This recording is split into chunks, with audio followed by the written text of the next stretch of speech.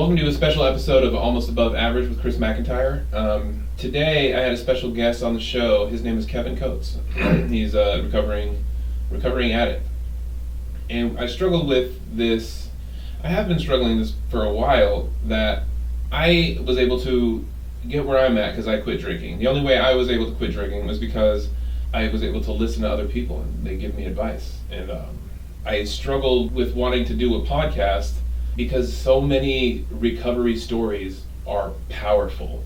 But what I didn't want to do is make my brand about recovery. I didn't want to brand myself as the recovery podcast. So, but I don't want to deprive anyone of these stories because I swear these stories are what saved my life. But I met Kevin when I was out and about yesterday knocking doors. He does the same thing. And we kind of just connected on a recovery level, and we started chatting about that and kind of, exchanging war stories kind of thing. And he just told me some really, really heavy stuff that happened in his life. And I asked him, I was like, man, would you be willing to share this on the podcast? And luckily he was willing to share it. So again, I'm not trying to make this podcast about recovery, even though I am a huge supporter of it and I am in recovery myself. But I do want to, from time to time, if I hear a cool story that I want to share, I absolutely am going to bring them in here. Just because, these stories of people coming from nothing and just so much pain and shame and anxiety and depression and suicidal ideation, that when you can come from that and turn it into something positive, I think that's remarkable. And I want to highlight that time that I can. That's what this podcast is about. So I hope you enjoy my podcast episode with Kevin Coates. He was a great, extraordinary young man, and I feel like we're going to be friends for a long time after this. So please enjoy. Thanks. Hi, I'm Chris McIntyre, and this is Almost Above Average. For the majority of my adult life, I was up to no good and was definitely in need of a change. I failed many times trying to change on my own, but it was listening to others that finally got me headed in the right direction. Being able to listen and take advice saved my life, and I'm still listening. I'm seeking out interesting people, stories, and experiences to share with my audience in hopes that you too will learn something to add value to your life. Thank you for tuning in, and get ready for another action-packed episode of Almost Above Average with Chris McIntyre. Please share with a loved one, and we would really appreciate a 5-star review. Thank you, and enjoy. Now let's jump into the conversation with Kevin Coates.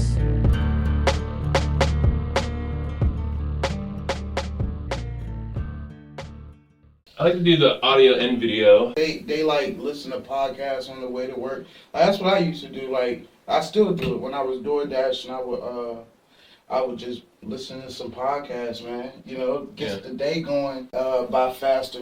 Right. Especially if it's a real good story like this guy, Mr. Ballin. Oh man, he's one of my favorite podcasts. You know who I'm talking about, Mr. Ballin, man. Like I'll throw him on and all day, cause he does like murder, medical mysteries and all this other stuff. Like and so it's always captivating. Like I just throw him on all day long, just listening to him. Yeah, he's one of my favorites. And then there's this other guy. His name is Jordan Harbinger. He has a really cool show. I kind of modeled this show after his show. Kind of copied it. That's okay. I reached out to him on TikTok the other day. He responded. Really? Yeah. And so have you ever did any collabs or anything like that? Yeah, we started another one called the Awful Podcast. He's the guy that designed this shirt, and I have a matching pair of shorts that go with it. So he's working on my website. He's building my website. He's also working on an online storefront on the website where listeners can purchase the merch directly from there. And then also all the latest episodes for all of the podcasts that I have, because I have this one, which is called Almost Above Average. I have another one with my buddy Jason called Partial Intelligence, which on that one, it's a little more blue. It's like, he's an old childhood friend. We grew up together. So our dynamic is just silly, and it's more like it's a fun podcast. We cuss, we talk about horrible things. Yeah. Just like dudes. We're just two dudes on a podcast. Yeah. So that one is, separate.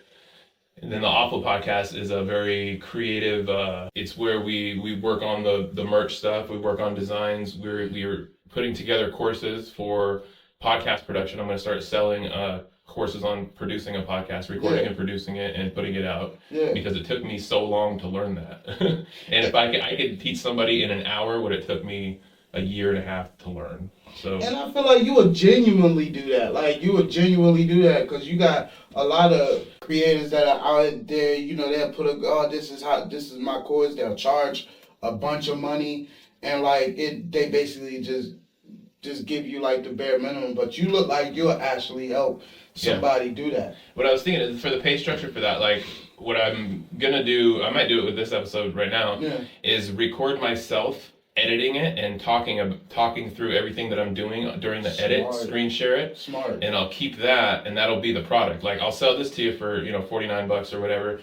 Or for like a higher price, you can have the video and you can also get a one-on-one with me, and we do a podcast, but you watch me edit the podcast and I answer all the questions that you have, kind of thing. So I think there's value in that, just because I wish I had it when I started this. Right. So you already know you already know the ins and outs now, but you basically giving somebody a shortcut. Exactly. I don't think I know the ins and outs, but I do have a shortcut because it took me so long. Like, just getting the software and terminology down, like, took me forever. So if I can shortcut that for somebody else, I want to. But there's a value to it. Absolutely. There's a price. Absolutely.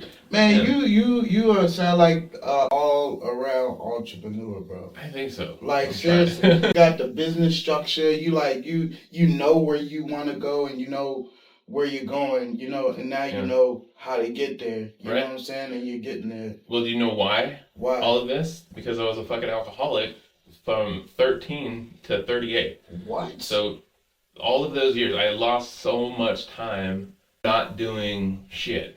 Like, just, I mean, that's why you're here, right? Yeah, I mean, we connected yesterday just on the street in the middle of nowhere. Right. Out of a common, we both are recovering addicts and alcoholics. Yes. And to me, those stories, the reason I am sober today is because of these stories. Right. Because I've heard people tell their stories and I can identify with them. That's the reason that I'm able to do any of this, is because I was able to listen to somebody else, give me suggestions, tell me their horrible stories so I could identify with it. Because for my addiction journey, it felt like I was the only one in the world with these problems. I didn't know there's a whole community of people going through this stuff that can help, Yeah. So it was just horrible. But that is me recovering and still going through the recovery process right now is enabling all this, even though it's really not much. You and I are sitting in a closet right now talking. Man, but listen, I've never felt so much comfortable, man. Like, Awesome. I'm serious. Like, it's, I know the most craziest thing is after I met you guys yesterday and I went back home, I literally got fired from that job. Oh, you did? Yeah, I got fired. I definitely got fired. But what's weird was during that day, I was just thinking to myself, like, man, I feel so out of place here. Like, when you know. Like, especially like people like us, we pick up on like people, like energies, vibes. You can tell when you just don't fit. Right. And I felt like I didn't fit there, but I also didn't know how to quit. Like, nothing like that, and I almost literally passed up this opportunity working at this place, this recovery spot, because I said I already got a commitment working here. And literally that was the same day, yesterday, that I told them that was the day that I got fired. And like, it was literally I almost blew it, you know what I mean? But I felt like that was God's day. How everything worked out yesterday was like, it was supposed to happen like that. You know what I mean? It was supposed to happen like that because they normally wouldn't have set me out on my own, probably, right? And so they told me not to come in when I was about to come in and to stay home. And if I wanted to, I could work my neighborhood. So I think they already had it in the plan to get rid of me. Yeah. But they just didn't know why, because they were just like, well, you're just not a good fit. You're just not what we're looking for. So it wasn't anything that I did wrong. But like in hindsight, thinking about it it's like, all right, well, I felt like they was gonna fire me anyway. Right. But so they held me off and said, in the meantime, I can work my neighborhood. So I'm working my neighborhood, and then I run into you guys, and like we clicked. Like I felt like I already knew y'all. You know what I mean? I felt that. Dude, that's how God works in my life. That's why, I was telling you that yesterday. But for the people who don't know, I was a horrible atheist for my entire life. Like, recovery is the reason that I even found God, or, a spiritual connection of some sort. Like, I was not this person. You know what I mean? Yeah. So after a few years of these coincidences that I now call God, when I met you yesterday, like, we clicked right away, and we had something in common, immediately. And that is the way that God works in my life today. The fact that we're sitting in here we're going to tell your story, but we're going to tell a story, and I promise it's going to help someone. You know what I mean? Because it's going to help me, at least. Yeah. Yeah. So that's how God works in my life. I just. But when did that happen for you? Like, when was it that moment that came that you was like, okay, maybe God is real? I had got fired. So when I moved out here, I came out here with a bag of clothes and $1,000. And I had a job lined up here. And I was working there for a few weeks. They had put me up in an apartment, and everything was going okay, except for my thinking was still screwed up. I still wanted to run everything the way I wanted to run everything. So at this job, I ended up screwing it all up, and I got fired. So they were paying for my place to live, and they were giving me my income at the time. So I had just moved here. I had nothing. My ex-wife was here with her boyfriend and her kid and my kids, but I didn't know anybody else. So all I had at that time, I had been to a few AA meetings, and I had met a couple people. But the day I got fired, how I came to God this day is I was sharing about it in another meeting that I'd never been to in another city. And I was just bitching about my day, how I just got fired, and I moved here with a bag of clothes, and now I'm getting kicked out of my apartment. I'm about to be homeless. Like, that kind of thing was happening. And some guy in this meeting, he was like, "Dude, I can get you a job tomorrow. I'll get you a job tomorrow." What? And at the time, like, that, someone helping me, like, hearing my story and then reaching out, like, "Hey, I can help that right now." Like, that really, like, touched my soul. Like, I can't believe someone would offer something like that, and so that's exactly what happened. That guy ended up getting me a job, and, I moved in with my ex for a little while until I got enough money to get back out on my own. But that's kind of how I discovered God. Was like, it was a unbelief in, like, there's no way someone's going to help me like this. Like, I just get fired. I'm screwed. I'm totally screwed. That's what I was thinking. But the fact that he offered a job and got me a job that's how I came to believe. Wow. That's crazy as you say that, because it's kind of like what brought me up here. Like, that's crazy as you said, because, like, what brought me out here is losing my job and my place to stay literally at the same time. Like, because I was a living house manager. Like, I was I was a living house manager for this recovery program. So I'm the house manager, so he pays me, but I live there as well. But the thing was I was still a client. So I don't know if that's even legal, but there was loopholes or whatever.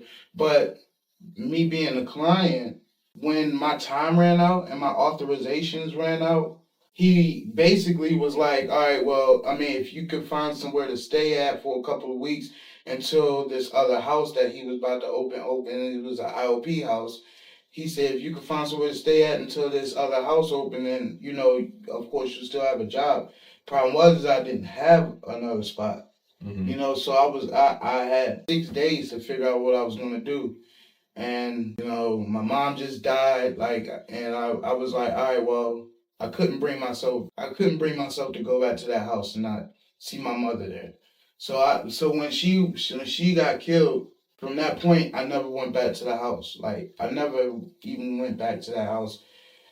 So I'm like, all right, well, I can't go there. And like I said, we're not from Baltimore. Like, so I don't know nobody. I said, and I'm clean. So I'm like, all right, so I don't know what I should do. So on a whim, I hit my grandmother up, and God literally made a way for me to get on a Greyhound bus that next day. I had a storage paid for, because I just got my last paycheck. So I was able to pay for a storage to put, because I lived at this recovery spot for 2.5 years. So I accumulated some stuff. Mm-hmm. 2.5 years of clean and me not really having much. I had a okay childhood, but not having things made me want to just get everything, want to buy everything. You know, when you get clean, you get money, you see it, you want it, you buy it. Yeah. You know, so Amazon was at the door like every other day, right? So this is 2.5 years of doing that. So I'm like, I got all this stuff.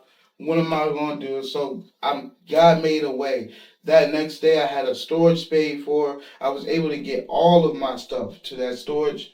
And I was on a Greyhound bus that same day.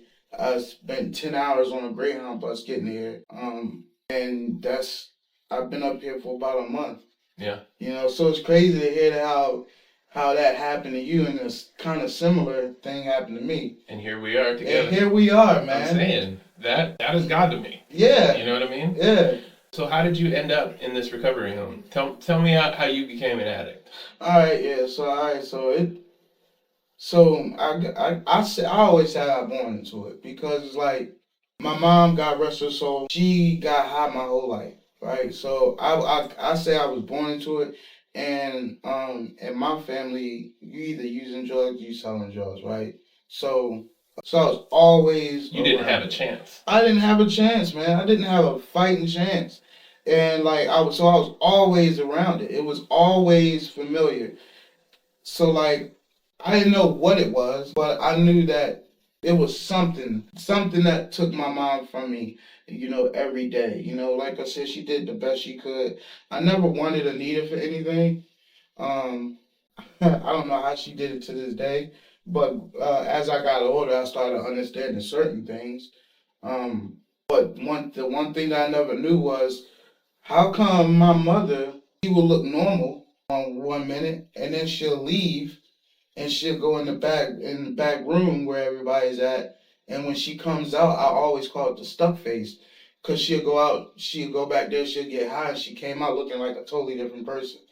Like like when my mother get high, it's the geek. She used cocaine. She was a totally different person for like 10 minutes. She was somebody different, and then she turned back to mom. You know, so I didn't understand what that was. I just knew, okay, when mom goes in the back, she's gonna come out a different way. And I have many other brothers, but on my mother's side, I have two other brothers. My middle child, not my oldest, but the one, but my other brother, he was raised by like somebody, like his second mom. He called her. So it was just me and my oldest brother, and I used to remember like sitting, Indian style playing Uno by myself and stuff like that, stuff like that. But that was normal. Like right. that was normal to me. You know what I'm saying? But stuff like that. But as I was getting older and starting to understand.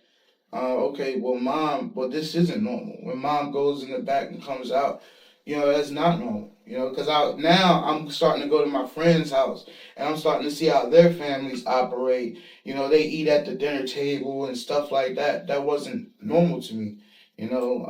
So yeah, so how I got into addiction though is around the time they called it the pill mills, where they had crooked doctors.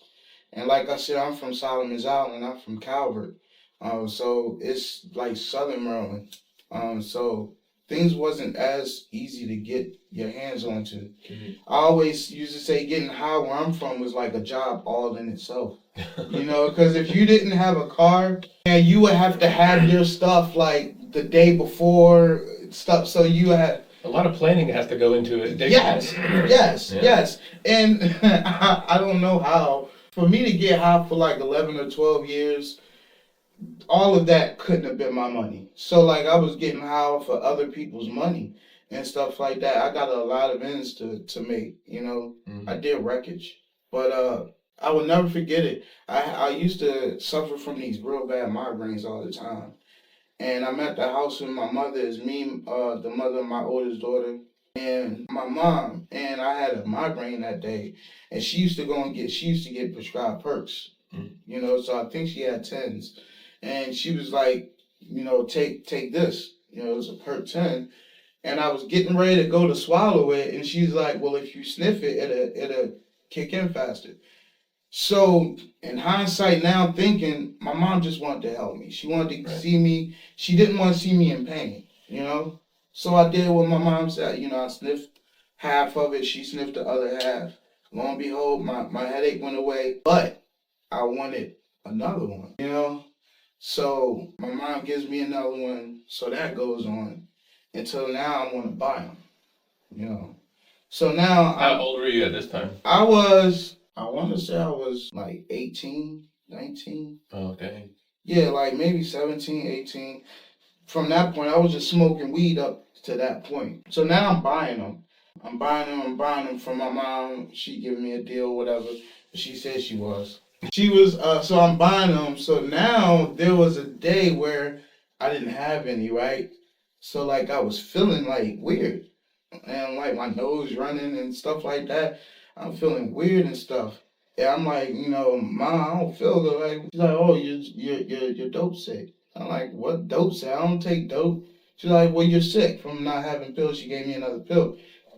That's when I knew that, okay, if I don't have it, this is how I'm going to feel. So now I have to have them now. So then my uncle, well, no, not my uncle, my mom, I used to see her process of getting her pills. I used to go with her when she went to the doctors. She'd give them like 200, 250, and she'll go in the bag, she'll walk back out, she'll have a script. So I'm like, okay, well, Mom, no, I was 17 because I wasn't old enough at the time. I was like 17. So I'm like, Mom, can I do the same thing? And we tried it, but the doctor was like, well, you got to be 18. And then he said, so in the meantime, go ahead and try to get you an MRI. So the doctor said that? Yeah. So the process was you had to have like an MRI. So what we did was I couldn't find a reason to get an MRI or something like that. Or maybe I went and got an MRI, but they didn't see anything or whatever. So we ended up doctoring up my mom's MRI. It made her MRI my MRI, but just switched some stuff. Yeah. So lo and behold, I go in there, somebody fronted me that money to pay for it, the doctor visit. So he paid for it, but I gotta give him half the script. The doctor? No, I gotta give the person that paid for it. Oh, right. Yeah, I remember that. All right, so okay, all right, fine, cool, boom. Well, it worked. Mm-hmm. I walked out with like 180 perk 30s. It worked. So now you have a new way of getting drugs. Man, so listen, it was like Christmas. Like I remember getting to my house that day. The mother of my oldest daughter, she was at work. She ain't know nothing about like doing pills or anything. So I'm sitting in the house with all of these blue 30s, and I pour them out. I'll put them back in. I'll pour them out again, put them back in. I'm like, this isn't real. Mm-hmm. So I sniff one. I'll sniff another. Of course, because we go overboard. So I'm all messed up. The mother of my daughters get home, and I don't remember how she got into it, but I do. I don't remember what led up to it, but I remember, and I regret this to this day. I remember having her try it, and in hindsight, it's like you never want your queen on that. Like if you're gonna indulge, right? But I passed it to her, and she did it, and now she's into it. So that just spiraled out of control. And like I said, where I'm from, a perk 30 will cost you it went up to $35 to $40. So if you can imagine, all right, you run out of pills now, you got this habit where you're doing 2 and 3 perk 30s a day. So that times 40 for the month. Yeah, I remember that. And then when you're going through that kind of stuff, you develop these relationships with people who also take pills, in a trade. At least mine was when I run out, I'd make sure somebody else would have, hey, you're gonna have some, right? Mine come on Tuesday. I'll have mine on Tuesday. You're gonna have something. Oh my God! You know what I'm saying? Yes. And then now you're putting your eggs all in one basket. Yeah. And so you don't know, but there's gonna come a time where that person isn't gonna have it. You're not gonna have it. Yeah. So what do you do now? So now you got to go through other people, and then you're hoping not to get swindled by the third person. You know what I'm saying? So it's a cutthroat game. Addiction, as you know, is a cutthroat, man. Like, you got to send people off with your money. And like a normal person, I'm not gonna give just somebody that I don't really know $300 and hope they come back. No. But when you're sick in that moment, you'll do that. If you feel as though you'll get what you'll need, you'll give a stranger $300 and trust that person to come back. It's crazy what we think. It's so crazy, man. Yeah. So that got expensive, right? So it was this day, like I said, I was very bad pill sick, and I go to my brother's house hoping that he has at least like just one. My mother was there, my brother was there. They didn't have no pills, but my mom had dope, heroin. Like, I always knew what that was, but I always knew, all right, you can sell it, but never touch this. This is off limits type of deal. Yeah. Always knew that. So I'm pill sick. I'm like, Mom, do you know where anything at? Nobody knows where anything at, but my mom brings out the dope, and she's like, well, if you take a little bit of this, you'll feel better. So, like I said, I've always been scared of it. So I'm like, I ain't gonna do that. Let's just try to find something, whatever. She's like, listen, if you take a little bit of this, you're gonna feel better. So I'm like, all right, Ma, if I see you do it, I'll do it. Because, at this point, I just want to get out of pain. Mm-hmm. So I see her do it, then I do it, and I felt better. But now it's my word. Now it's heroin. Yeah, yep. Now it's my word. You get this from, and then once I saw what I could get for how much I paid for, like you said, there's no more. It's pills. All heroin now. There's no more pills, no more. $20 or no. Yeah. Yeah, and so now it's that. So I'm still getting the script, so I'm selling all of them, but now I'm buying dope. Yeah. So that went on for a couple of years, and then the cocaine came into play. And I would say that's when things went from bad to as bad as it's gonna get. So I was selling crack and dope and stuff. I was already doing that. So I was selling to my mom, because again, like, you either use drugs or sell drugs in my family. So that means you got family members selling to other family members. And the thought was, the mindset was, well, at least you know what you're gonna get. And at least you know you're getting what you're supposed to, which was never fair, which was never correct. You know what I mean? Like, my brother would be the first one to try to. There's not a whole lot of honor in the drug game. No, not at all. Yeah. Not at all, man. But I was telling them to my mom, it was the first of the month. I would never forget, it was just me and her there. And a lot of people don't know this story, but it was just me and her there the whole night. And I knew that mom gets paid on the first. God rest her soul. I knew she get paid on the first. So I always made sure I read up right before the first, so that I could have that for my mother. So I was over there, just me and her, and she spent her whole check with me, well, most of it. So at that point, I started her tab, right? And it got to I think $200, and I cut it off because I know if it gets any more higher, I'm definitely not gonna get all my money out my mom, Yeah. So I cut it off, and I remember normally she'll fight me on it. Like, when she come out there, ask for another front, and I tell her, Mom, look, I gotta cut you off, and I can't do it. Normally she'll fight me on it. Like, she'll fight me on it until I just give it to her. But it's so weird because this day she didn't. I will never forget, I was watching Forensic Files. I always watch Forensic Files. And she came out, she asked me, and I was like, Ma, I can't do it. I can't do it. And she just turned around and walked back in her room. And I'm sitting there thinking, that's strange.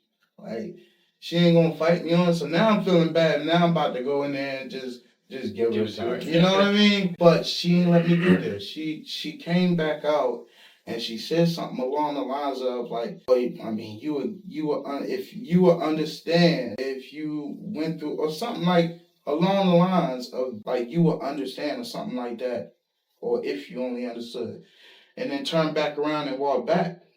So I'm like, that's weird. That's weird. And so I go, and she's in the bathroom at the time. I go to give her some. I just was like, all right. I go to give her some, and I don't remember how it happened. know how it happened, but now in hindsight, it's like when she said that, she was just basically like planting some type of seed, because it would have never been that easy to get me in the bathroom with a crack pipe. Never. And so I ended up in the bathroom, and my mom, she she had the stem. She put some on. I remember her fixing it up for me, putting it up to my mouth, lighting it for me. She did the whole 9 yards. And bro, like, I don't know. That was it. Like, me and her smoked for the rest of that night. And then the next morning I woke up, I'm like, yeah, I can't believe I just did that. Like, I smoked crack. Like, I don't have any more now. So now I go back to re-up and I go back to the house, but now I start selling, but now I call mom to the side, like, when nobody's around, and now I'm sneaking it, like, Mom, could you do it again? Like, now I'm sneaking it, you know. But snaking a couple hits here and there? Yeah, sneaking it here and there. Nobody knew I was doing that. Okay. But me and my mother at that time. So now I'm sneaking around, I'm sneaking it, and it just got to the point where, like, the person I was getting it from, he was like, yo, what's going on with you? Like, you're not getting what you normally get, stuff like that. And I'll tell him, like, well, but keep in mind, this is a family member I'm getting it from, close family member. So, like, I told him something, but he started catching on. And everybody caught on. Like, I was the last one to know that everybody knows, because I'm moving different. I don't have money like I normally have, stuff like that. Why am I in and out the bathroom so much? Mm-hmm. Right after mom comes. Like, people know. I'm thinking I'm slick. Right. But people know. I remember that a bunch of times when I was smoking meth, like disappearing, like being at friends' houses, and then their kids are running around the living room, like they're pretending to have a normal family inside the home, and then two of us are dipping out to the garage every 5 minutes to take a couple hits. Like, looking back at that behavior from everyone, all the adults involved, it sickens me that it was so easy for me to do that. Yes. Like, kids are everywhere. I'm smoking meth right here. It doesn't, like, I can't believe that I would do something like that. Yeah, but that's just because it was already familiar to me. But I always say, like, people, your close ones, they know your patterns. So if any of your patterns are off, they're gonna pick up on it. Right. Right. So now that spiraled out of control, man. That's when it really got bad. It got bad, real fast, like real fast. So now I think I'm like 20, 21. Now it's dope and coke that I'm doing. So with your mom, right? With my mom. That was my first time doing. Yeah, all the way up to that. My first time doing the pills, the dope, and the coke was with my mom. So that was a mess for a while, and I'm with That probably greatly affects, like, the normal relationship that most people would think between a mother and a son.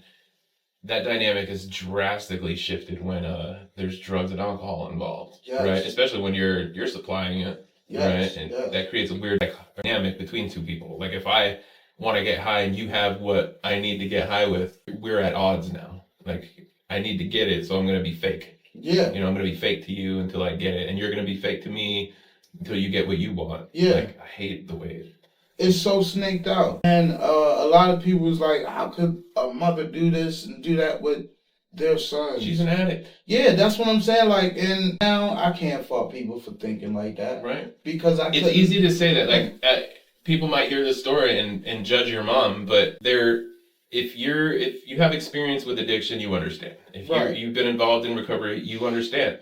There's no way you can't see past that addiction when you're in it. So, I have empathy for your mom. Yeah. Yeah. It's a hard thing to do. Yeah, definitely. Like I can't fault people for thinking like that, but just like you said, man, now in hindsight, it's like, it's not her. That wasn't her. My mom would never do nothing like that. That was her addiction that did that. I've seen her addiction do a lot of stuff that I know my mom wouldn't do. Steal and stuff like that. Right. But I also went through stuff like that I normally wouldn't do in my right state of mind. like stealing, like all that, man. All that stuff, man. But towards the end, it got really bad towards the end, of course, Were you guys in the same house? Did you guys have to move around a lot? Oh, we moved around a lot. We moved around a lot. And I went without my mother a lot. Now I think about it. I went without my mom a lot. Like I remember this one time, I was living in Chesapeake Beach at the time. And we were homeless. Me, my mom, and her boyfriend was hopping around. We were homeless, but we were living with like my uncle. We were like staying there for a couple of days or something. And I went to school. I remember I came back from school and my uncle was there, but my mom and her boyfriend was gone. I'm like, where's my mom at? And he was like, well, your mom followed her boyfriend and checked into the 5th floor. We call it the 5th floor. It's like the psych ward though. And she followed him there. And I didn't see my mom for I think like 4 years at that time. So you can imagine a kid that goes to school. I see my mom send me out to school, and I come back and she's not there, and I don't see her for 4 years. 4 years? 4 years. I didn't see her. She was in the hospital for 4 years? She wasn't in there for 4 years. I don't know how long she was in there, but I think she had gotten locked up or something. Yeah. She had got locked up or something. And I didn't see her for 4 years. What was it like when you finally saw her? So it was, it wasn't like weird. Like I don't really remember how it was like, or where I seen her. It's probably a lot of getting high those 4 years, right? Well, she was locked up. No, you. Oh, me? Yeah. I don't think I was getting high at that time. Okay. No, I don't think I was getting high at that time. But I do remember her going to prison this is around the time when I first started getting clean. When I first got into the rooms around like 2016, she was in prison at the time, and I was in Baltimore at this place called Powell. And I was like, I think I was like 6 months clean, and she was up at Jessup, so she was in Baltimore too. So I'm like, I'm gonna go and see my mother, and so I go and see her, and she's gained weight, and she's all happy. And at that moment, I didn't realize that this is literally my first time ever meeting my mother. Huh. Right? Yeah, this is literally because she's clean and sober. Because she's clean and she's sober. She's in her state of mind. Huh. This is my first time ever meeting my mother. It was emotional because it was also her first time meeting her son within 8 years of me getting high. For 8 years straight, I was getting high. But so this is her first time seeing her son in 8 years. So. And she's seeing him sober. Right. You know what I'm saying? So it was. I hang on to that moment because that was the first and only time that I met my real mom.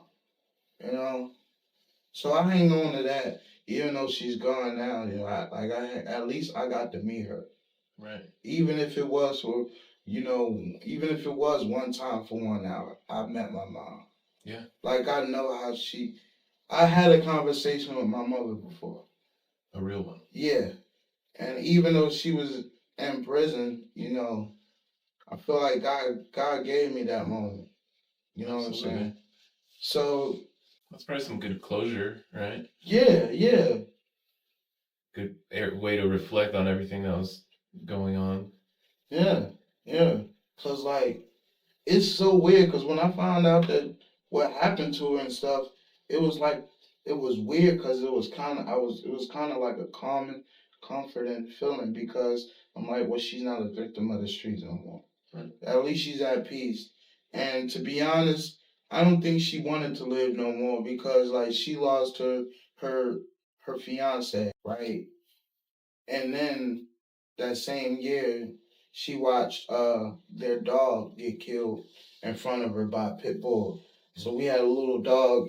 She ran up to this pit bull that was off a leash, I guess to protect my mom, and got killed in front of my mom. So that's when losing her fiance broke her, but then losing their dog really broke her. So I don't think my mom really wanted to be here no more. Like, not because she didn't care for us, but she's done her job, you know. And plus, my mom was suffering. Baltimore ate my mom and swallowed her and spit her back out. What was going on after? So after you guys met, when she gets out of prison, you meet her sober. How was your relationship after that? It was fine. Like, but so I was living in Hagerstown. She got out, and I'm thinking she's gonna stay clean and all of that, but she didn't stay clean.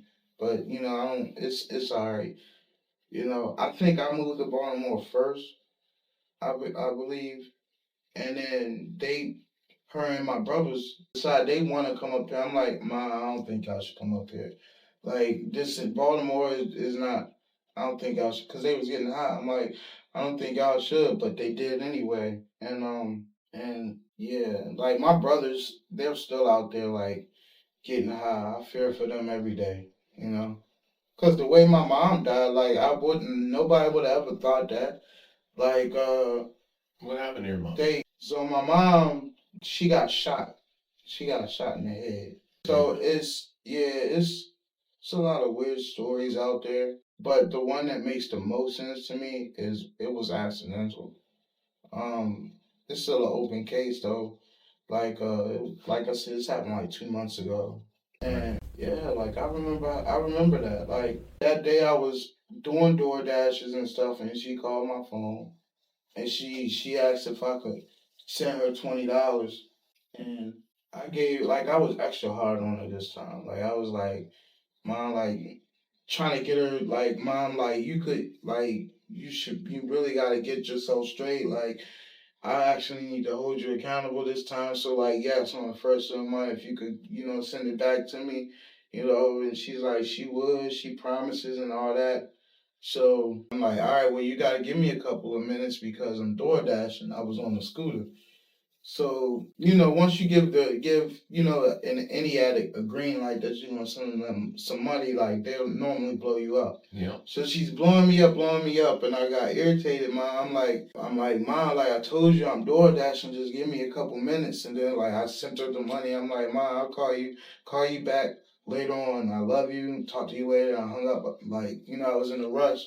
I regret that, because later that night, my phone rang. It's like 12. I answered, and my cousin was like, "You should check on your mom. Call and check on your mom." I'm like, "What you mean?" I talked to her not too long ago. She was like, "Well, the word out, she just got shot." And that's like, nobody. I'm like, "What?" So I get off the phone with her, and I'm calling my mom. She don't answer. So now my heart racing. I'm blowing my mom's phone up. She not answering. I'm like, "Mom, man, pick up the phone. Stop playing." Like she's not picking up the phone. And then I called my cousin. I'm like, drive by the house, see what's going on. And the power was out. So when she drove by the house, all the lights was off. So she was like, all the lights is off. I'm like, all right, well, where did this supposed to happen? She was like, by the light rail. They got light rail. It's like a train. But all right, go down there, see if you see some lights, something going on. She go down there and lo and behold, it's a crime scene down there. But they didn't already took my mom. So all right, we'll go to the hospital, see what's going on down there. Like at this point, it's like 1 o'clock in the morning. I'm in a program, so I can't just up and just leave. Maybe I could have, but So they was like, yeah, your mom's here. She got shot in the head, and they wasn't trying to give her too much information because she wasn't like next to kin. Mm-hmm. So they was giving her a hard time. So I'm like, put me on the phone. And I'm like, listen, that's my cousin. It's my mom's cousin. Like, I'm her son. I give her consent. Like, And so it was like 1:30. She called me back. She was like, yeah, it's your mom. She gone. It was like, because they was trying to make me come and identify the body. And I'm like, yo, if y'all think that I'm gonna go in there and see my mom with a big hole in her head, y'all sadly mistaken. I said that's her cousin, that's our cousin. Like I'm giving her consent to go and identify her. She identified her. She was like, if it gives you any comfort, she looked peaceful. She just looked sweet. So that's how that happened. And nobody ever think that will ever happen to them. I'm so sorry you have to go through that. You Yeah. still have to go through that. Yeah, like that was kind of crazy.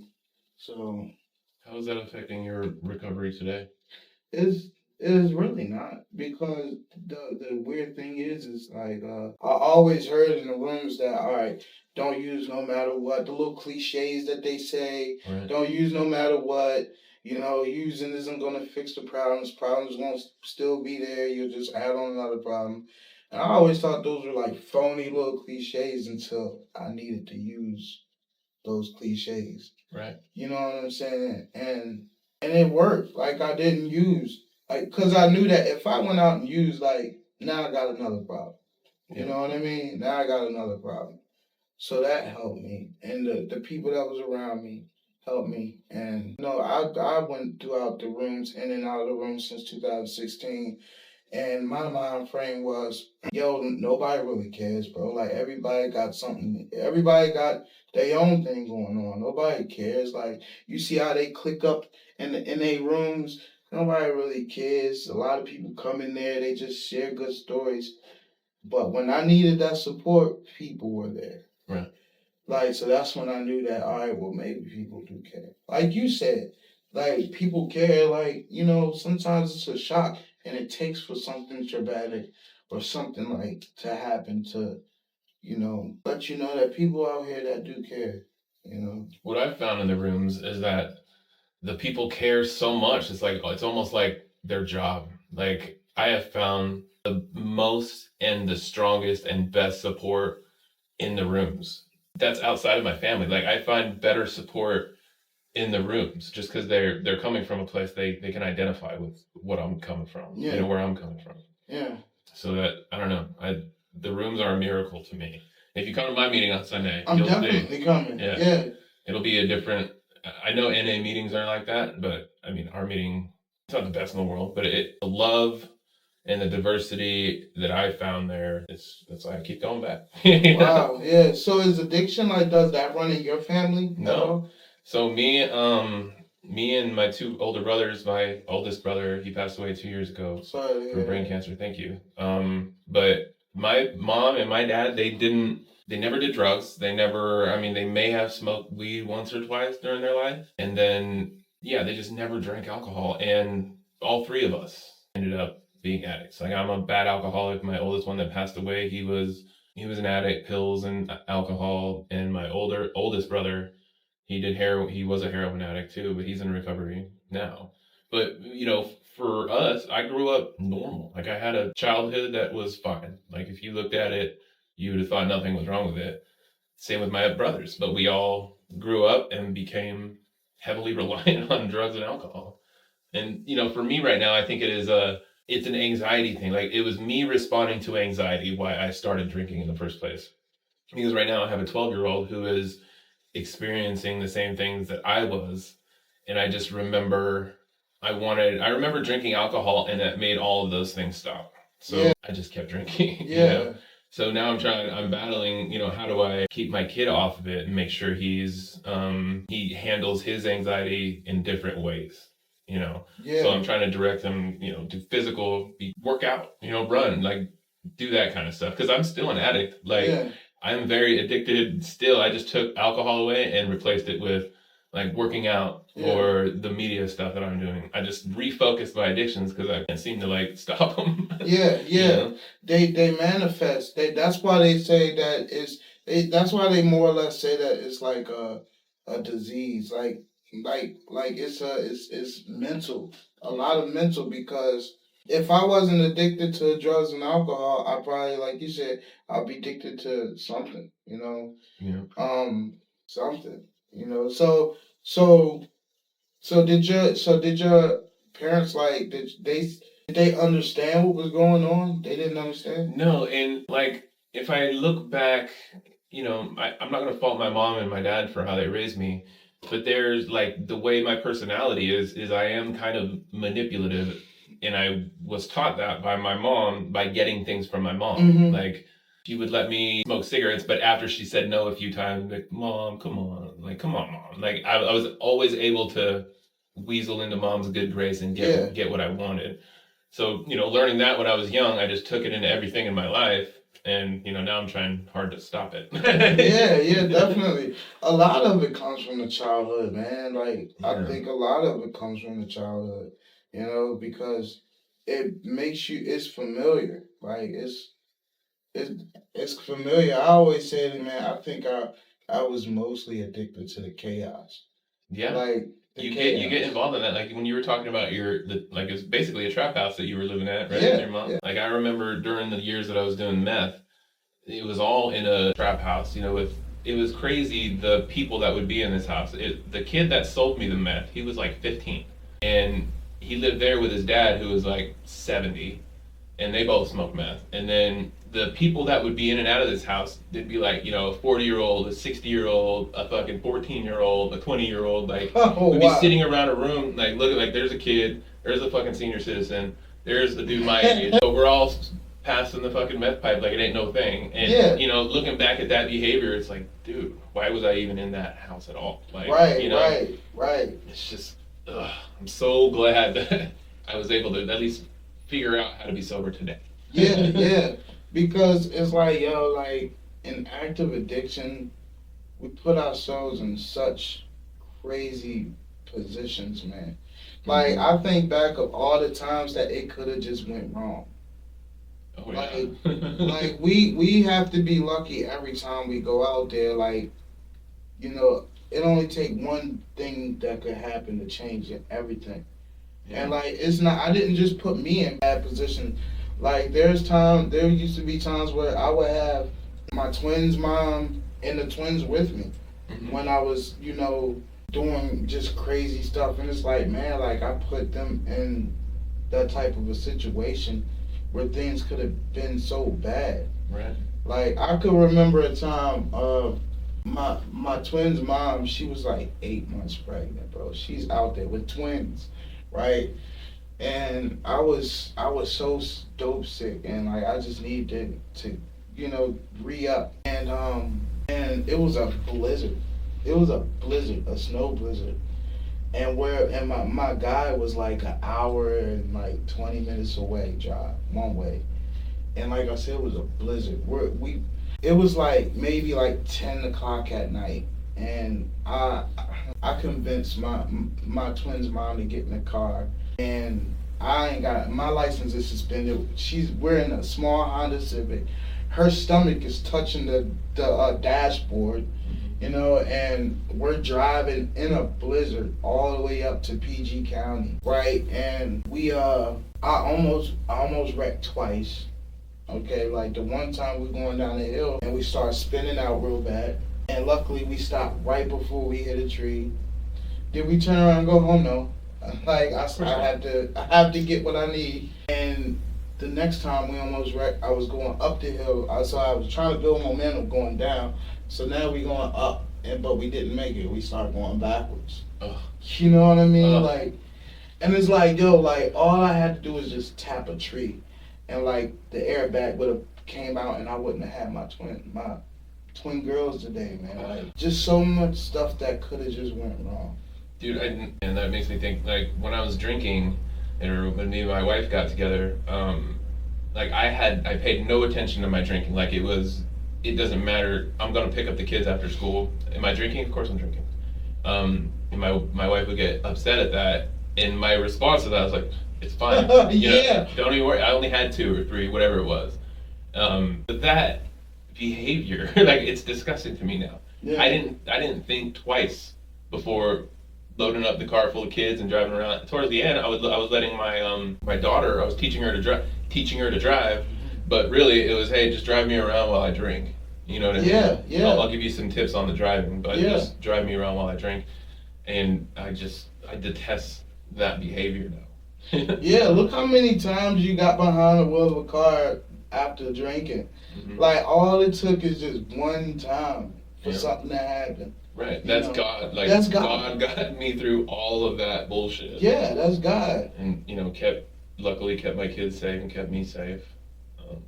Just a horrible existence. Man. Yeah, even like the suicide attempts. Like I had 3 of them, mm-hmm. And 2 was intentional. You know, Mm-hmm. so when I went, like, especially the last one, man, listen, the last one. So so this is when the fentanyl came into play. Mm-hmm. So they had this stuff called carfentanil. It was pink. It was pink, bro. It was like the strongest stuff in the world, bro. I was scared selling this stuff. Like, I was terrified selling it. Like, every person that I would sell to, I was like, listen. You take it easy. Yes, you know, you can tell them that all day long. But, so I was terrified of selling this stuff. So, my last attempt, I had this pink stuff, right? And me and the twins' mom, we had gotten to it nasty. We've had fights, nasty, like, arguments, but we had a nasty argument. And, like, I'm all the way in Baltimore. She's where we from, like 2 hours away, and we get into a nasty argument. And you know, she's heard me say stuff like, "I'm gonna do this, do that" to myself before, and I said that to her. I'm like, man, listen, I don't care. Nobody cares. I don't care either. You know, so and she was just like, and I know she didn't mean it, but she was like, "Do it," and hung up. I know she didn't mean that. Like, she just heated the moment, and I pissed her off real bad. She's heard me say that a dozen times, so she's like, whatever. So I'm like, all right, bet. She don't think I'm serious. I'll show her. I'm gonna show her. I'll show her, right? Yeah. Yeah. So I go in the alley. Keep in mind, I'm in Baltimore, so I go in this alley, and I just got this big line, like a nice, decent one. And I'm kind of nervous, but like I'm like at the same time, like, no, I don't care, bro. You're gonna kill yourself with this line. Whatever, yo, like whatever. So I cried. I smoked a cigarette. I said, you know what, fuck it, and I did it. Boom, sat there, smoked another cigarette. I remember rocking back and forth, just crying, and boom. Next thing you know, I'm in the hospital somewhere, and the first thing I'm thinking is like, why did I make it? Yeah. And who are these people? Mm-hmm. Right? And how did I get here? And long story short, like I was there for a little while, the police came, whatever. And so I'm walking out of the hospital and I'm like, wait, I still got stuff, right? So I go in my sock and I still had stuff. So I walk in the bathroom in the hospital, overdose again. Do it again. I do it again. Mm-hmm. I didn't mean to try to kill myself that time. Yeah. But I did a little bit. When they Narcan you, right, you still got stuff in you. Yeah. So when I did that little bit of stuff, I went out again. So that one was a scary one. That one was a scary one because like it could have really went down that day. Like that's scary. And then to think to just go out there and do it again. Well, that's the psychosis involved in addiction, right? Like, that's crazy. Yeah. Now that I can think clearly and look at that kind of behavior, because it does make sense in the moment to just want to die, It's scary, man. Yeah. It's scary, and I remember you telling me about like your situation. Like, what brought you to that point, though? The words that you wanted to make that decision to try. Like, it was everything. So it was the beginning of the pandemic. And I got fired. Me and my wife had got divorced again. My drinking really escalated when we first got divorced, and it just kept progressing. And I kept pretending that I was getting better. Like, it was horrible. But what brought me to that, like after the pandemic, me and my ex were not together. I was living with my mom, and then I had got fired from my job, like in January, February of when the pandemic started, and then I applied for unemployment, and the government was giving me $600 a week, and so I didn't have a job, but I was making $600 a week doing nothing. Yeah, I remember that. I was drinking all of that. Yeah. And buying pills and other drugs, whenever I get drunk. And so during that period, she's threatening to move here, and I'm like, I'm gonna try to fight it. So my parents put up money to get a lawyer, and we try to fight her moving here. And the whole argument that I'm trying to make is that I'm not an alcoholic, right? Wow, yeah. So I went to like 3 AA meetings to get a paper signed when I showed up to court, but I was still drinking every night. Yeah. I was just going there to get a signature, and it just wasn't working. Like, the judge allowed her to leave, like allowed her to move with my kids to North Carolina. And I was kind of at this point like, all right, So I'm either gonna stay here and drink myself to death. That's what I'm doing, or I gotta get my shit together and move out here and take care of my family. And so even then, like I knew how to do it. It sounds like an easy choice, right? Like definitely go raise your kids. But in my mind state, I'm like, no, I want to drink myself to death. That sounded reasonable to me. Yeah. Like that's all I'm worthy for. That's all I'm worthy of. And so that's kind of what I did. I made plans to move out here, but my mind state at the time was just, I just didn't want anything. I didn't like anything that was happening in my life, and I just wanted to get drunk and I wanted to end it. So there was a time before that one I told you about yesterday where I cut myself pretty bad.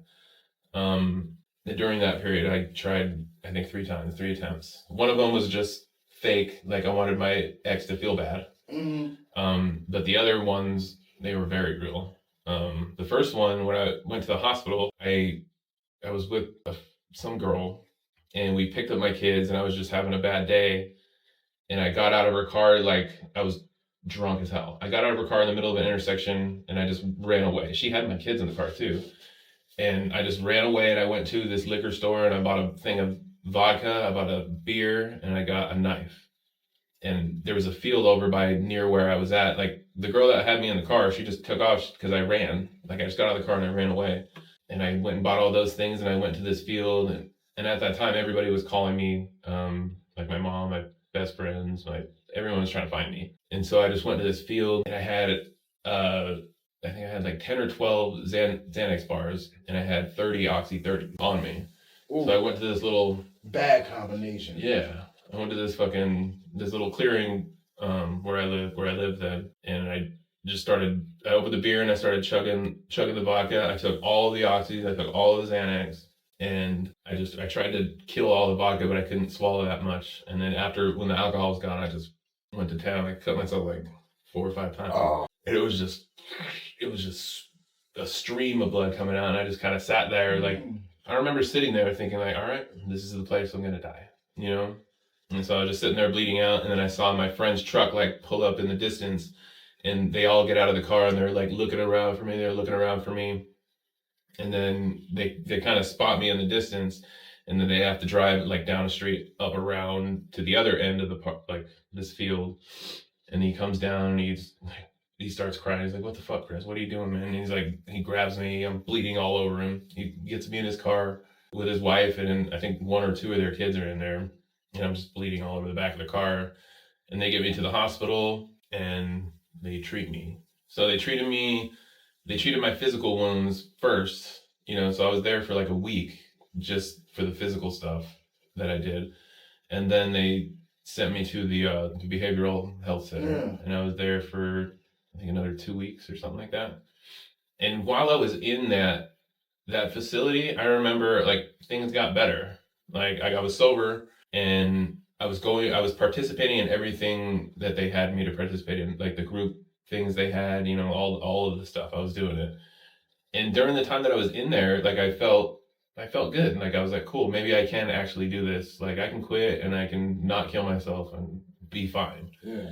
And then I got out, and I finally get home, and it's all of that shame and anxiety came right back, dude.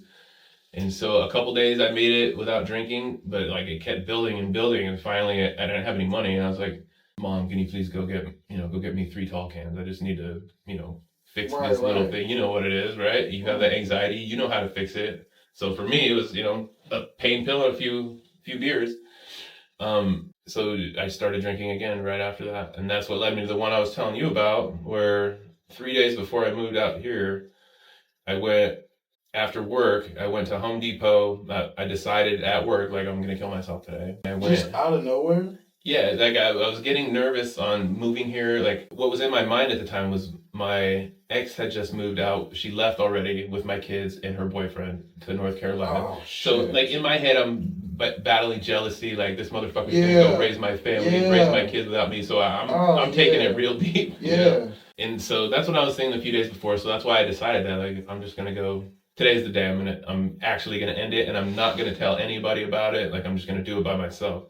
And so I went after work. It was like 5 or 6 at night, bought a rope at Home Depot, and I went to Washoe Lake, which is over by Carson City, and I found a tree on a beach in a parking lot that was empty, and I just selected it, and like that's the one. I grabbed the rope and I climbed up it. I tied it around the branch and I tied it around my neck, and I just kind of sat there, and I was overlooking the Sierra Nevada mountains. On the other side is Lake Tahoe, and it was kind of overcast and cloudy, and I'm about to drop, and I had this weird feeling come over me. Like I was looking at the mountains, and I felt something say, "Don't do it," but I didn't like hear it with my eye or my ears. I felt it inside of me. Yeah. And so right at that moment, I untied it from my neck, and I got down, got in my car, and just put it in there, and just kind of I was just crying to myself like, I can't even fucking kill myself, right? And so after that, I just went home. My mom and dad were there, and they didn't know what happened. I just went home and kept drinking until I went to sleep, like it was nothing else. And then 2 days later, I moved here. And then when I was moving here, I started making plans, like serious plans on what I'm about to do. And this media stuff that I'm doing is part of it. But if you read the journal entry that I wrote that day, it's like, I'm moving, North Carolina. When I get there, I'm going to start physically training. I'm going to start a YouTube channel with my kids. I'm going to stay sober. I'm going to try hard at this life and actually try, So I made all these plans and I wrote it all down, and then I just kept writing every day, like things I wanted to do. Like in the beginning, it was I want to be able to do 10 push-ups, 10 sit-ups, and like run for 10 minutes or something like that. So I would kind of track all these little things every single day, just trying to motivate myself on how to do this. Yeah. And so, it's slowly over time, it's been working. Eventually my ex left her boyfriend, and we got back together, and Yes. I'm starting to get some traction with the media company, and we got some good followers on Almost Above Average. So thank you very much to everyone that's following. Definitely. We do appreciate it. Definitely. And the whole reason for the podcast is because of the program.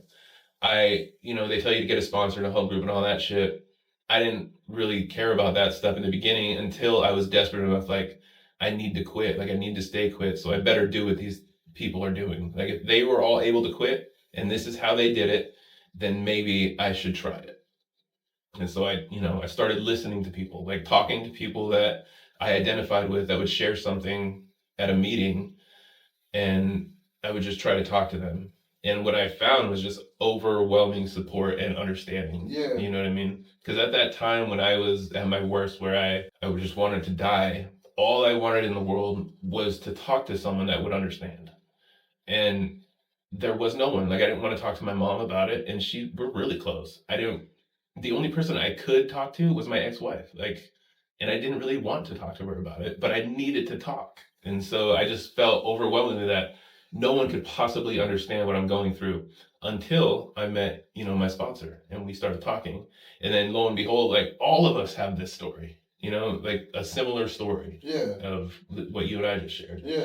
That I found a home. Like, all right, I can come here, I can listen to these hardships or these uplifting stories, and I can identify with it. I can take information from other people and use it in my life. So, because I never would before, but being able to listen and take a suggestion saved my life. So that's kind of the reason of the podcast. So let's sharing experiences, sharing inspirational stuff, motivating other people. That's what I want this podcast to be.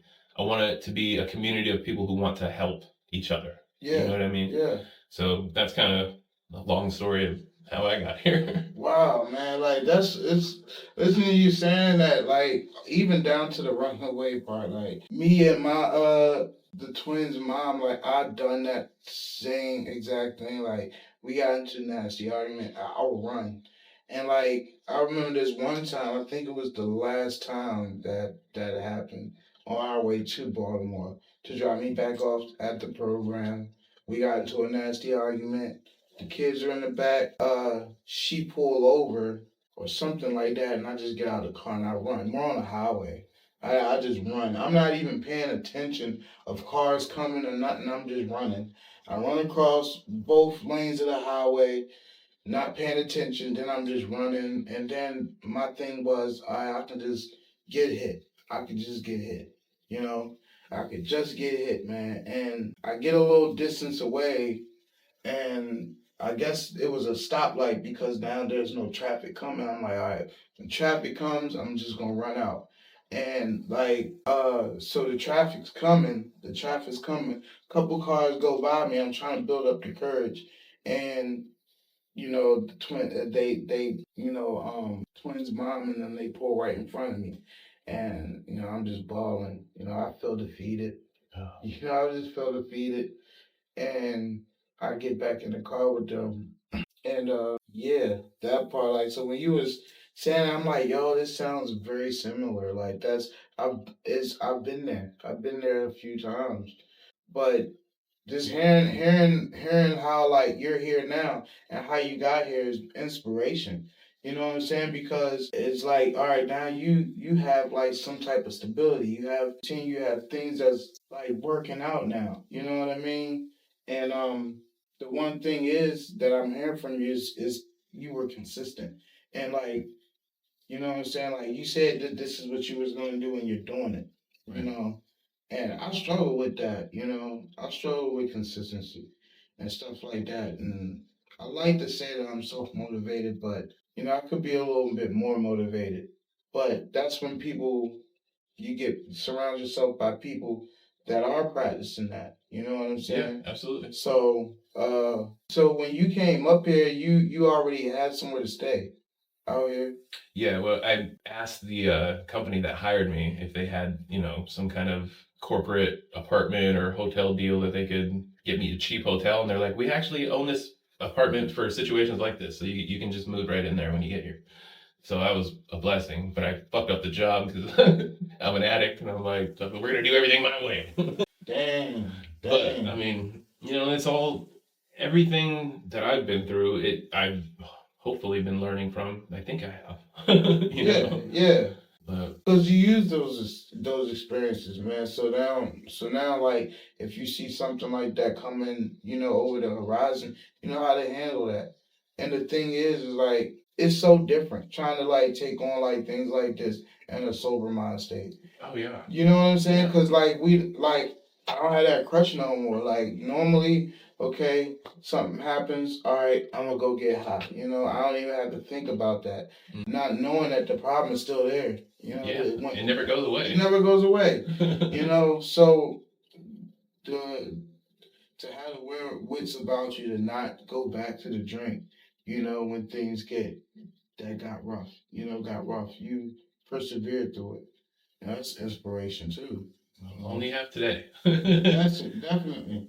That's another cliche that I hold on to that they say. Yeah. One day at a time, keep it simple. I hate the cliche. Like I hate it. I remember getting annoyed with them in the beginning, and then exactly like you said, you need that shit. One of my favorite cliche ones that is said all the time is to do the next right thing. Do the next right thing. And you could apply that to any area. Exactly. You know what I mean? Yeah. And a reason, like, I think I'm okay in sobriety right now is that I'm so afraid of killing myself if I get drunk again. Because every time I would get so wasted towards the end, like if I blacked out, that's where my mind went. And I can't control a blacked out Chris. He's going to do whatever he does. So I got to make sure I never get to that point. Yeah. So have you gotten in trouble with the law due to your addiction or anything like that? With the law? Yeah, like have you ever got a DUI or anything like that? Yeah, I have 2 DUIs. Oh, okay. Yeah, because sometimes that helps people. I can honestly say jail's not too much in my story. The max I've done is probably like 7 days. Yeah. And that's because I had weekends and I didn't show up for the weekend, so they just gave me consistent days. And I even look at that as a blessing because I talk to recovering addicts who they have felonies and they got their record is all messed up due to their addiction. Right. And that can make it hard. I think addicts and alcoholics are just some of the most misunderstood people on earth. I agree with that, and I think they're a very they're a smarter group than everybody gives credit for. Like I've met my sponsor, when I met him, he kind of had a similar story with you. I wanted to say this while you were sharing yours about the Greyhound bus. I've heard a lot of stories of recovery start on a Greyhound bus. My sponsors is one of them. His story begins with, everything that we just said. But when he had enough, someone had got him a Greyhound bus ticket. He had 2 sandwiches and a couple things of clothes, and he was sent to a homeless shelter that also has a recovery program, the Healing Transitions program here. And so he went through that, and I think it's like an 18-month program or something, but he finished it. So like from, taking a Greyhound bus with 2 sandwiches and a bag of clothes, going to a homeless shelter, and last year he graduated from law school and he passed the bar. So he is now a practicing attorney. Wow. And he's been sober like 14 years, I think. 14 years. So like that progression. So he was my sponsor. So looking up to that, it kind of, made me think like, fuck, what can I do? I'm sober now. Like I have a bunch of time that I used to spend trying to find alcohol and drugs. What am I going to do with that time now? Yeah. So it's, it's the gym, and then it's here. That's where I spend a ton of time doing that stuff, just working on trying to make things better. Just trying. Yeah, and you're doing a good job, man. Definitely, man. Getting people's stories out, man. I think is therapeutic in all in itself. Like you said, somebody might come across this and might be going through it at that very moment, and and maybe this could help them out or something like that. Well, I know it can. Like, and you and I know these stories help. Yeah. And what my thought with this is, if I don't put it out there, this is how I feel. If I don't put it out there, then it's a missed opportunity to help someone. Like if what if this podcast alone saved someone? Right. Why wouldn't I? Don't want to miss that opportunity. Right. I don't care if there's 40,000 followers. I want to help the one. Right. You know what I mean? So that's why I do all this shit. Yeah, definitely, man. And it keeps my mind occupied. Like I literally, like now since I've been sober, I have to go from thing to thing to thing to thing because I don't like time where I have nothing to do. Idle time, they say, devil's playground. That's right. And I believe it, man, because if we get in our heads by ourselves for too much time, anything can happen. That's right. And we're just one decision from just losing everything. I think that is the most scariest part. Yeah. Is that you could go 30 years of building your empire, but we are like one decision away from losing. Dude, a beer. Let me build my empire for 30 years. Give me one beer, I will fuck it all up immediately. Yes. Isn't that crazy? Like you 30 years of work we could destroy in like literally one decision. Oh yeah. That's so scary. We're good at that. So scary. And like I don't think we get credit. Like we are strong and resilient people who fight battles that like normal people can't understand. No. Yeah, and like every day is life threatening. If we don't make the right decision. Right. You know what I'm saying? Every day. So for you've so since you've been clean, how has your life improved? I'm not where I want to be, of course, but I know that I'm not where I used to be, definitely. I think it's improved because I'm more available. Like I might not be the best at picking up my cell phone and stuff like that, but I don't know, I feel like I'm stronger. Like the fact anyone who can go through a mom being murdered, I find you extremely powerful. Like that, I don't know how you're sitting here right now telling that story. I know, like my grandmother said that too. I don't even know. Right? I don't know. I find comfort in, like I said, knowing that I met my mother. I do believe that if I didn't have that 3 years, or it was almost 3 years before she died, if I didn't have that of being like sober, I'd probably be right behind her for sure. Right. But I also know that, like, all right, now that my mom's gone, I feel like I gotta be the one to carry my family on my back. So I gotta get my shit together. Like, and plus I got 3 daughters out there. Like, I gotta be available. I know getting high is just gonna move me farther away from that. It's not gonna move me closer. And I don't know. I do know, like a long time ago, I don't know if I was getting high back then. I might have been smoking weed, but this gentleman told me we were having a conversation. He was like, "You're the one. You're the one that's supposed to break your generational curse." And I never heard of no generational curse. And I remember him saying that to me. I never forget it. So I hold that too. I feel like I'm the one that's supposed to break the chain in my family of this, drug. You either use drugs or sell drugs. Now a lot of my family they moved on to better things. Like, I don't think a lot of them are doing it. I don't think, but I know my two brothers are still out there in Baltimore, getting high, and I know I'm trying to get them out of there. So I'm not gonna be able to do it if I go out and get high. And it's hard to tell an addict. Yeah. No one could tell me when I was, everyone knew I had a problem and would always tell me, but I'm like, it's fine. Don't worry about it. Like, we're the first ones to tell you we're all right. We're all right. We're done. We're all right. Mind your own business. Yeah. All right. keep your own street clean. Yeah, definitely, man. Definitely. Instead of just taking some personal accountability. Yeah. But now I'm out here and I'm looking for good people to surround myself with, such as yourself. Yeah, absolutely. I'm definitely excited of going to the AA meeting, your home group. Some people there. Yeah, it'll be great, dude. I'm really glad that I met you. I'm glad that you show a lot of strength being able to tell that story. That's why I wanted to do it. Like you mentioned that yesterday when we were just talking. I'm like, man, that's got to be a heavy story. I'd love to hear it. But I love that we connected. Just that's how God does it. In a random place on the street. Right. I'm out there with the orange vest on, knocking, doing, you guys. Yeah, I was like, these guys are about to run. I was going to pitch you guys, bro. Yeah. Same thing. Yeah. And I was like, man, okay. All right, I ain't the only one out here. It's hot. Yeah. It's hot. But I don't believe in coincidences, man. I think that was fake. Yeah, me too.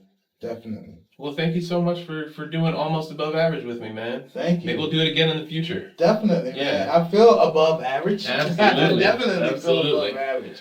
I mean, I'm in a studio. This thing is nice. I never did this before. Yeah, thanks, man. I never had one before. I would have definitely thought yesterday, I would have never guessed that I would be doing a podcast. Yeah. You're a producer. Maybe we'll work together in the future. Definitely, man. Yeah. Some of your music and stuff like that, man. I love that type of stuff. Yeah. It keeps me focused and stuff, man. Yeah, these are the things that I focus on to keep me sober. Like when I get home at night, if there's any amount of time where I find myself like sitting on the couch, like I start to freak out. I have to grab a guitar and start practicing. It's weird. Is this where that's why the ukulele's there, because when I'm downloading, there's nothing to do. So all right, got to work on this. Is this where you do your music at too? Well, I did the recordings that you heard earlier. I made at my house, but I'm gonna get like a Mac computer just for music production. This one, for whatever reason, like it's a really nice computer, but it has a delay when I go to produce music, so I can't do it right. What delay? Like I can't record in real time. Like if I record music and I go to record vocals, the vocals come through a little later than where it needs to be, so it sounds off. I don't know. It could be your interface right there. I used the songs that you heard earlier. I recorded with that interface and on a $200 laptop from Walmart. That's probably why. I mean, I don't think it could be the laptop, the software or whatever. It could be, I'll get back to it soon. Yeah, I did my last most recent 2 songs. I literally did on my iPad. Okay. I recorded on my iPad, but of course I had a microphone and stuff like that. But I did all the mixing and stuff on my iPad. That's awesome. Yeah. Maybe I'll get an iPad for it. You can get an iPad, man. All right, I should probably go to work now. Definitely. You gonna go knock? Yep. Well, I'm gonna go to Durham. I have to go do a